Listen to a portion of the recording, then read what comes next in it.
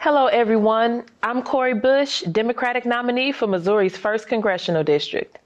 I'm a single mother, registered nurse, ordained pastor, and an activist.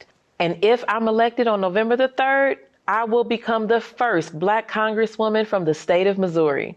It's amazing for me to be here today because Matriarch has accompanied and supported me throughout this entire cycle. That means a lot to me, because even though our race has received support from regular folks all over the nation, we didn't have a ton of support from other groups at first. Matriarch believed in me from day one, and that support makes all the difference for working women like myself running for office. It's not easy for working women to run for office. This cycle, I dedicated myself to the campaign full time, which meant I gave up my employer-provided health care.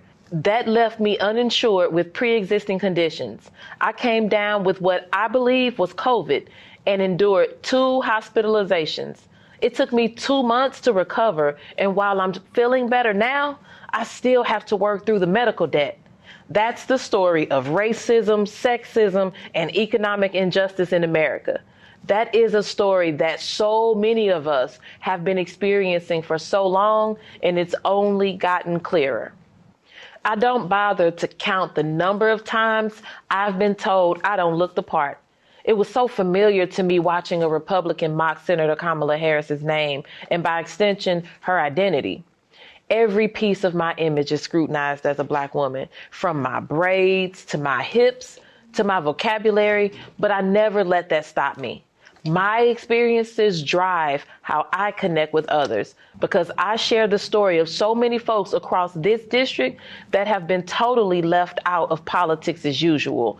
It's hard enough running for office as a Black woman, but running as a working class single mother was another level.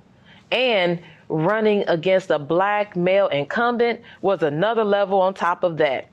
I never wanted to run for office. I actually used to make a point of saying that I would never become a politician because I saw how hard it was for my dad, who's been a public servant for as long as I can remember. But then I became a parent, and then I became a single parent, working for years through a system that had me struggling to pay my bills. And then Mike Brown was killed, and he was just a baby like my own son. And I couldn't stand by because it was my job to care for people. It's always been my job as a nurse, as an ordained pastor, as a child care worker, as a mother. So I protested. Every day I went back, every day for more than 400 days. And I saw our elected representative one time. We were being maced, beaten, and attacked in the streets, but our congressman only showed up for a photo op. A few people asked me to run for this seat. And at first, I refused. But I decided again that I couldn't just stand by. So I decided to go ahead and run.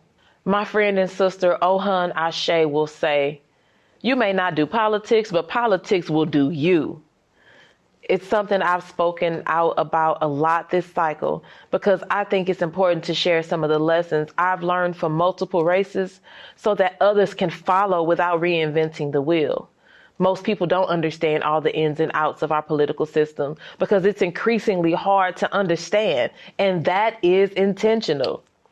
Many of the social services, public goods, and conventional protections our government is supposed to provide are being attacked. Increasingly, our voting rights and the foundations of our democratic processes are being stripped away. They would not be trying to attack our power if they weren't so threatened by it, because they know that when we vote, they lose. So it's more important now than ever that we use whatever platform we have to educate our communities about the political tools that we have at our disposal. As we know, it's all on the line this election year. Our true victory will not be delivered through the presidency. Our victory is the people power we mobilize for this election, up and down the ballot, and that we continue to mobilize to ensure we get what we need for the next 4 years and beyond. This movement is not about the White House. This movement is about the people. and I believe in the people.